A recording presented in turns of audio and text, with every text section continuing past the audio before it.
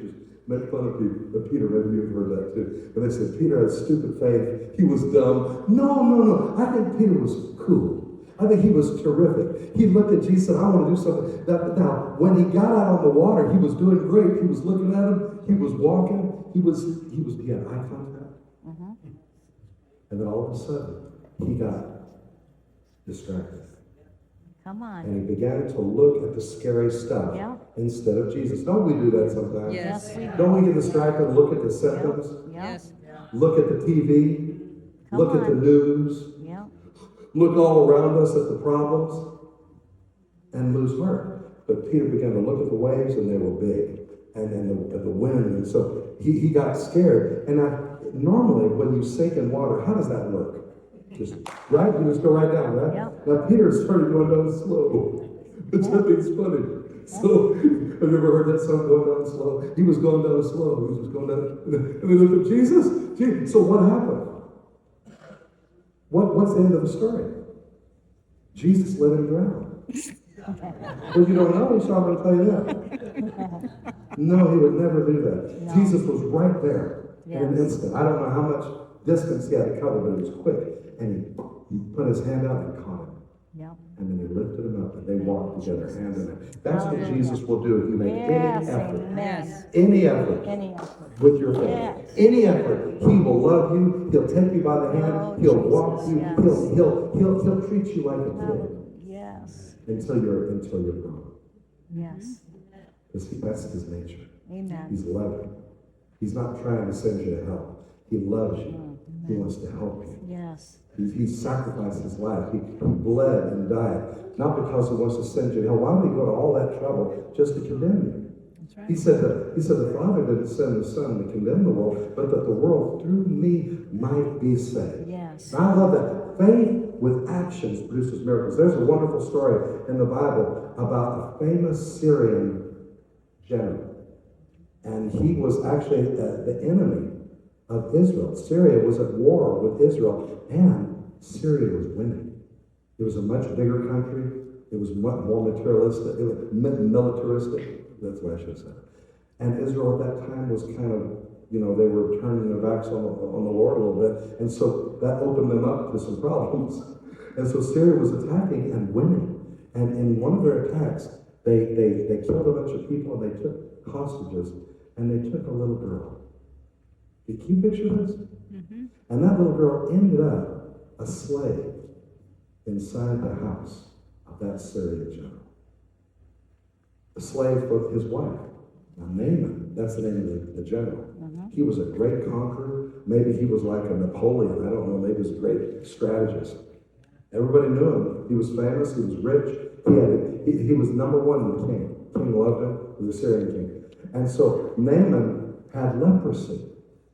Leprosy is a horrible disease. They only came up with a cure just recently. But for all the millennia, leprosy was awful. It would just eat away your body. Your fingers and toes and nose and hands and feet would just fall off. It would rot. It would just rot your body, and it would get your organs and then finally kill you. It's the most awful. So he had that leprosy all over his body. And so one day, that little girl said to the lady, she said, ma'am, yes. She said, I know how Master could be healed. She said, what are you talking about? She said, there's a prophet.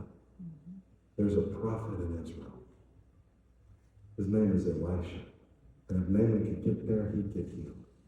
And so she told him, and Naaman got excited. He told the king, and so the king said, he sent a message to the king of Israel, got it mixed up, and said, heal Naaman. I've sent him there to heal you. The king tore his clothes. He said, does he think I'm God? That I can make people alive and kill them and heal them? Yeah. And then Elisha heard about it. He said, why did you tear your clothes?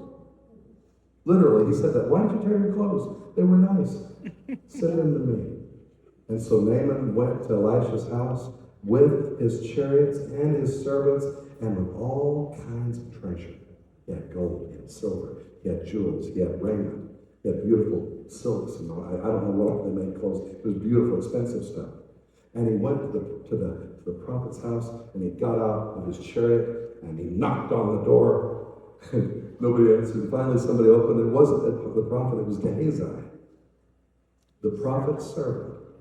And he said, yes. And he said, I am Naaman. I'm the great general. I've come to see the prophet. Just a minute. He closed the door. Just a minute. Already he's mad. Not used to being treated like that. And then he comes to the door and said, the prophet said, just go down to the Jordan and dip 7 times in the water, and you'll be healed. And shut the door again.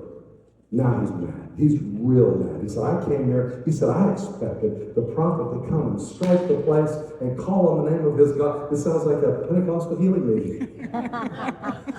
Where did he get that idea? Isn't it funny? To strike the place and call on the name of his God and to heal me of it. He said, why should I have to go to Jordan? Aren't all the rivers and Syria better? So it's kind of a nationalistic thing to say, kind of prejudice. Aren't they all better? And so one of the Naaman's servants said, sir, if the prophet would have asked you to do something difficult, wouldn't you have done it? He said, oh yeah, I would have done it. It's difficult. He said, he asked you to do something easy. Mm-hmm. So he went to the Jordan River, stepped out of his chariot in front of all of his soldiers and servants, and he took off all his clothes, and he took off his armor. And he's not a general anymore.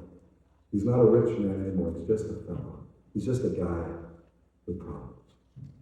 Just like any of us. Amen? Mm-hmm. He went to that Jordan River, and his touch, I could see it.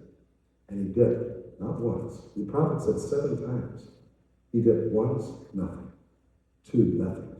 On the 7th time, when he came up out of the water, he looked down at his flesh and his skin, and it was perfect.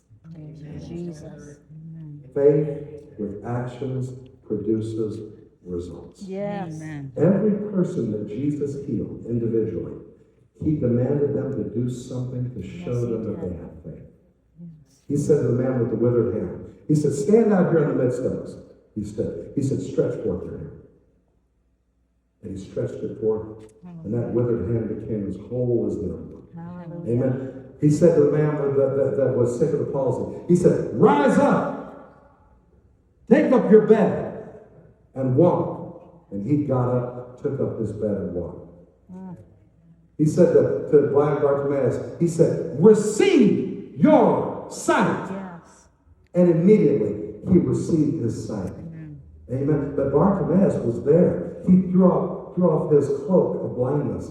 And he said, Lord, I want to see. He was acting his faith. Yes.